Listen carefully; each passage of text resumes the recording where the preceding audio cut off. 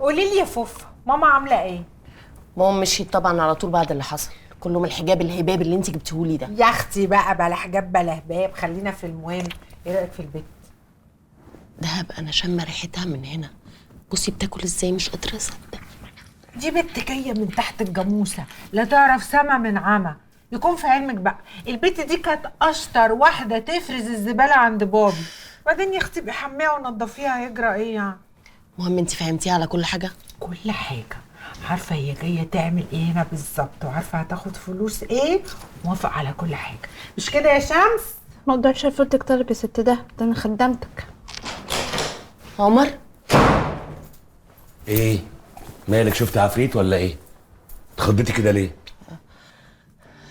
شفتي يا عمر، دهب جابت لي واحده شغاله بالشهر. عشان تساعدني يعني في البيت وكده. شغاله؟ يعني مش دي البت اللي هتحمل مكانك؟ هو انت كنت مستنيه مامتك تسافر وانا ابقى في الشغل عشان تجيبيها وتتفقي معاها؟ هو انت شايفاني عبيط؟ لا خالص يا عمر انا حسابي معاكي بعدين مش دلوقتي. دهب من فضلك، تاني مره بقول لك ما تتدخليش في حياتي يا دهب. انت عماله تشجعيها على اللي في دماغها وانا ساكت، كفايه لحد كده.